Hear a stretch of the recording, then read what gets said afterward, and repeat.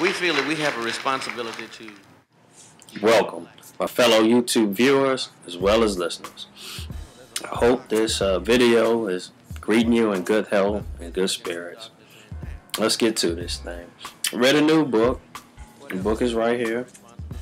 It's called Freakonomics. A rogue economist explores the hidden side of everything. This book was written by two gentlemen. One gentleman, his name is Mr. Stephen Levitt, and the other one is Mr. Stephen Dubner. And in short summary, I think this book is really good. It explores different phenomenon in life that may challenge conventional knowledge or even previous studies or information that had been passed down. One chapter that stood out to me was called "What Do Sumo Wrestlers and Teachers Have in Common?" Now, the way the chapter breaks down the information is that it talks about the incentive-based professions of sumo wrestlers and teachers. How there's incentive for teachers, especially once the No Child Left Behind Act was passed, how they have incentives to encourage their students to have higher test scores. And the same as sumo wrestlers, how your ranking within this sport determines your lifestyle. So there's a commonality between the two, which is lifestyle.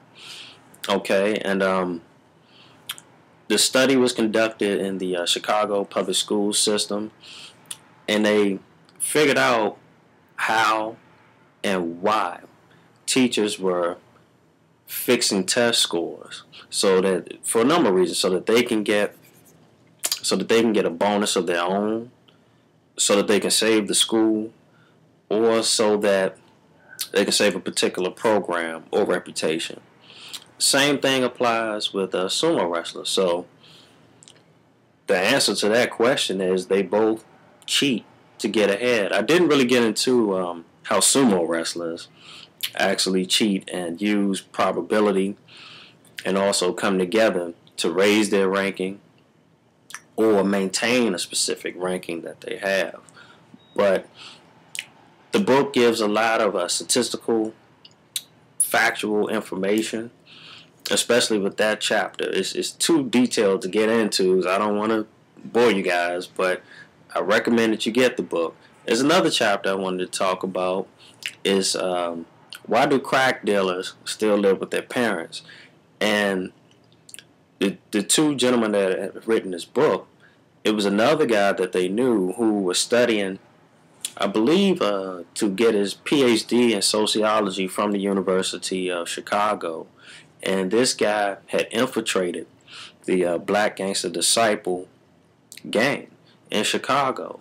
And what he found out was that the gang itself operates under the same economic plan as McDonald's, per se. So the reason why, in this book, they explain why most crack dealers and live with their parents is because most of them are at the lower end of the food chain, per se.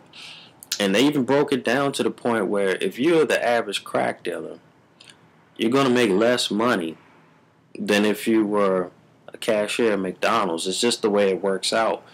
And the money funnels all the way up to the top. So that was very interesting. But you have to get the book, read it. You know, the guy gives some very interesting detail about his experience when he was observing the Black Disciple Nation gang. Also, there was another chapter that stood out to me. This chapter was about how the Ku Klux Klan and real estate agents operate under the same philosophy, which is information hoarding. It's a very interesting concept. And they also talk in codes, almost as if real estate agents and the Ku Klux Klan operate under the same fraternal, organizational structure. And an example, how Klansmen communicate with one another in code so that the average person won't know that they're a part of the Klan. And real estate agents do the same thing.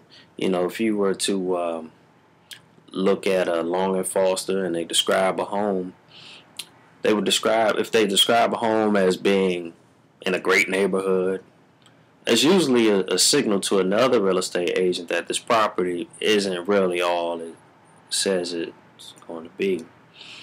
So, in essence, you know, I highly recommend that you guys get this book. It has some very good information in it. It's too much information for me to try to break it all down for you, but you know, my perspective, this book is eye-opening. One short word summary or what have you. It's very eye-opening. I recommend it. Like I said, you guys check it out. And they also have a website that you can go to and look up the book first. See what these guys are about. Read it. And if you like, you can make a comment on my page and I'll respond back and just have some dialogue about it if you choose to. So I appreciate you guys for watching me. I'm reading some other books. I'll get those to you as soon as I'm done. I appreciate you guys for watching me.